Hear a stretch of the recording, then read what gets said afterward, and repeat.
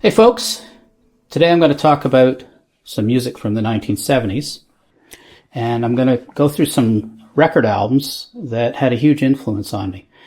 And these are in no particular ranking order. They're just ones that I kind of came across throughout the 1970s that I listened to and had a long-standing influence on me as a musician.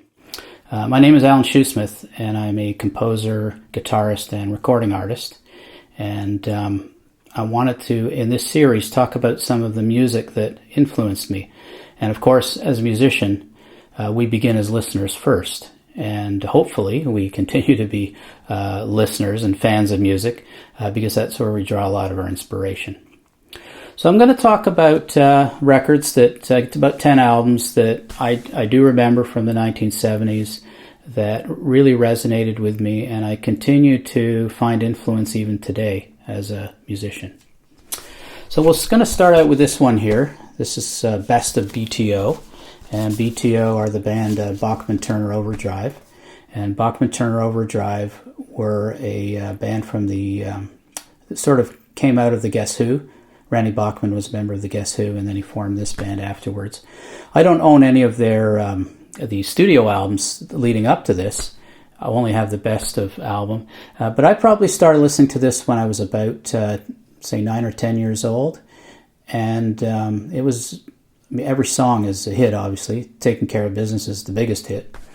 But there's songs like Looking Out for Number One and Blue Collar that have a certain jazz quality to them that at the time I knew that I liked that, but at the same time I wasn't a player of music yet. But now when I revisit this, I realize how cool it was that they could incorporate jazz tones within and jazz harmony and stuff like that within their music. And I know that Randy Bachman was neighbors, or he lived in the same area as Lenny Breau, who was a guitar player, a jazz guitar player, great jazz guitar player, and I believe that influenced those songs quite a bit. So that's Best of BTO. Then we've got the band Styx with their album The Grand Illusion. And I discovered Styx through the Crystal Ball album, and I love that record, particularly the song Crystal Ball, and Tommy Shaw's vocal performance on that track just to me is sublime. But this album here is kind of a complete package, I think. Was really where they came together as a band, and the song Come Sail Away, which was a massive hit at the time, really propelled them to another level. But I've always loved the more, the longer sort of epic songs like Man in the Wilderness, or the, Castle Walls, the grand finale. And I remember having the poster of this album up on my wall when I was a kid in my bedroom. And just the artwork and everything about it just really, attracted me to it. So I've never seen Styx live, but maybe someday. I don't know. Although there's not many members of the original band left. But Grand Illusion's a classic. And then, of course, we've got Fleetwood Mac Rumours. And I remember listening to this a lot. I've worn out the vinyl. I've since bought it on CD, and I stream it from time to time.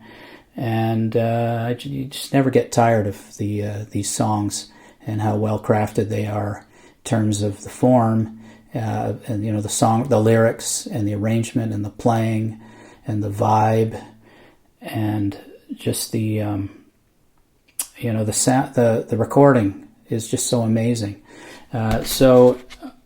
This was the number one album at the time, but I went back and then I discovered the first album too after I got into this one. But it's still a classic, and it keeps getting discovered by new generations. And so I know the song Dreams recently became a hit through TikTok. But it really is a spectacular album, and I'm sure Lindsey Buckingham's guitar playing had a lot to do with me wanting to pick up the instrument. Now this is a big one for me. Framp Comes Alive, and the largest selling live album of all time, I believe. And for me, Peter Frampton was really the first guitar player that got me interested in wanting to pick up the instrument. And even though I had this album, mid kind of 1976 or so, it was still quite a few years till I decided to pick up the instrument. But this album here, I heard it on the radio first. I heard like "Baby I Love Your Way" or one of those, and then bought the record. And then I discovered songs like "Do You Feel Like We Do," which is the long kind of 14-minute epic, and he gets into the whole talk box thing and everything.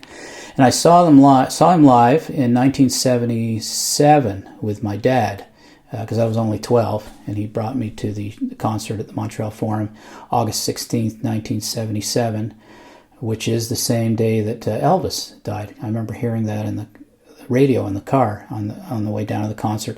And then Peter Frampton at the time mentioned it in his show. And I've always wanted to own one of these, Gibson Les Paul, with the black Gibson Les Paul. Still don't own one. I own many guitars, but I think that someday I'll end up splurging, and it's not going to be a classic year like this one is. And there's this whole story about this instrument where he had lost it for many years, and then it got returned to him, and it's now back in his collection, and he does play it live. And I saw him play a couple of years ago at the OLG stage in Niagara Falls, and he played that instrument, and it was just magic, really was. And he's still he's having some health issues and everything like that. But the energy of the show was still just fantastic, and he still plays the guitar, on another level. So he's always been a big influence to me. And then we've got Yes, Fragile, which is one of the albums that that got me into progressive rock, and songs that have longer forms to them and more complicated parts and arrangements, and drawn, from classical as well as rock and elements of jazz too. And so this album here to me is, even though it's not necessarily my favorite Yes album, but I do remember listening to this one quite a bit. And Roundabout, of course, is the big hit from the album. That's what kind of got me to buy it. And then once I delved into it and discovered, how much was, how many great tracks there are in here, the song like "Mood for a Day" would be one that would have had a big influence on me, because I got into classical guitar quite heavily in the 1980s. And this album here, that song in particular, would be one that would have been influential to me, although I've never learned how to play it, ironically enough. So maybe when you learn how to play somebody else's song, it takes the magic away, and I think that's part of the reason I know part of it, but I'd rather just write my own music rather than play "Mood for a Day." But fantastic album.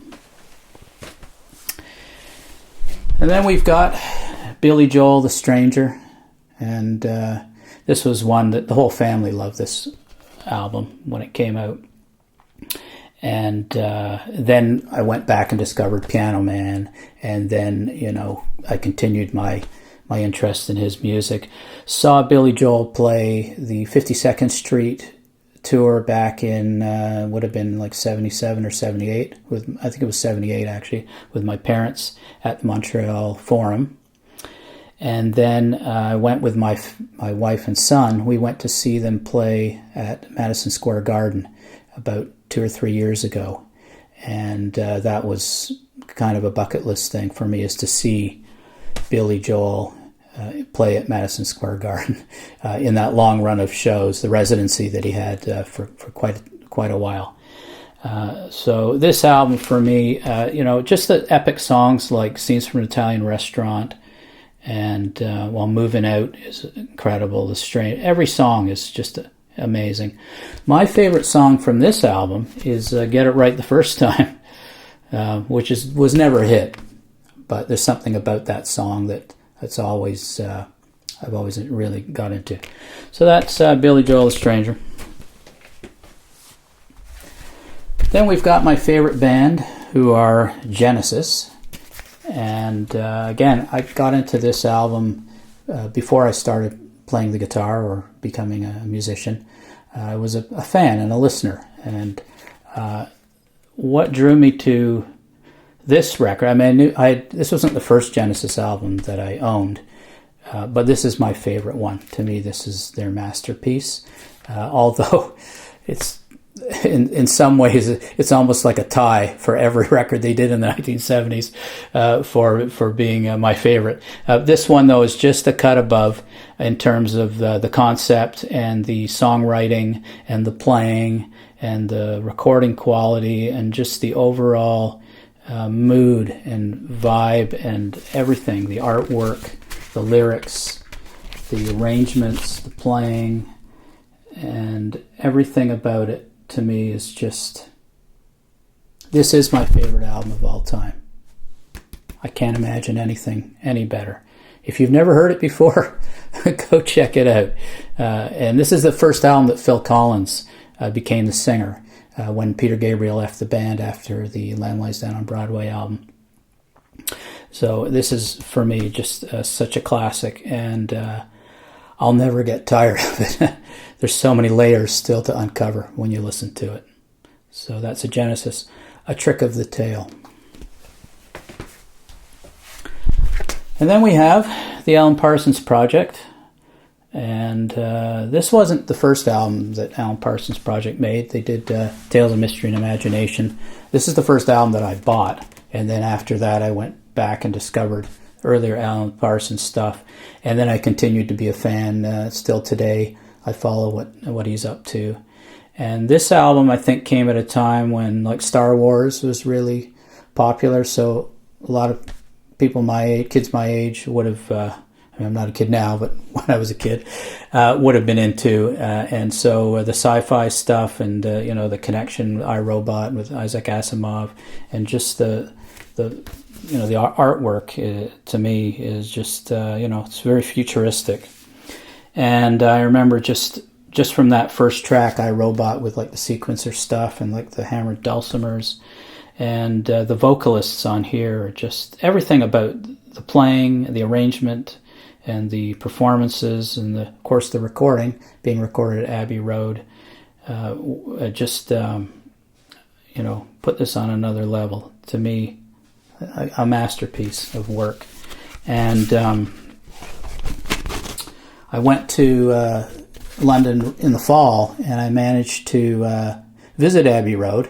Well, at least the street of Abbey Road. I didn't get to go inside the studio, but my son took a photo of me walking across the street. And actually, I'll just post it there so you can see. And that was kind of cool because, Abbey Road as a studio, I think for many musicians, it's such an important place. We think of albums like Dark Side of the Moon and all those Beatles records and everything that are just masterworks. Okay, let's continue on. So this is an album called Voyage of the Acolyte by Steve Hackett. He was a member of Genesis from he joined in about the third album, and then he continued on until Seconds Out, which would have been their live album. But he made this before he left the band.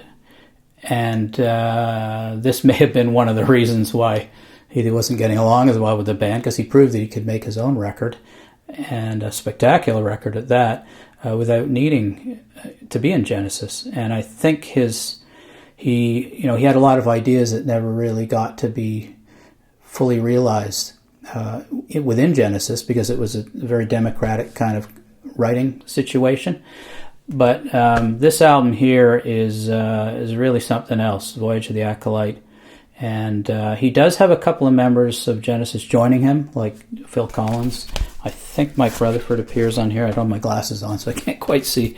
But I know that Kate St. John, who ended up becoming part of Dream Academy, appears on this record too. And there's something about the vibe of this where it's got like kind of almost Renaissance, medieval type of feeling to it. And this made you realize what an important component Steve Hackett really was in Genesis. What brilliant he is as a composer and songwriting.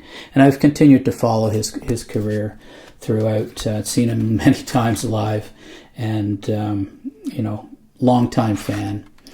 And recently they've been revisiting some of this. He just brought out an album last week that features some of the music from this played live. That they do the show every year in January, where they revisit some of the more acoustic music that from Steve Hackett, and like with his brother and a couple of members from his band and everything. So this for me is a real favorite, and I don't even mind his singing that much, like on The Hermit.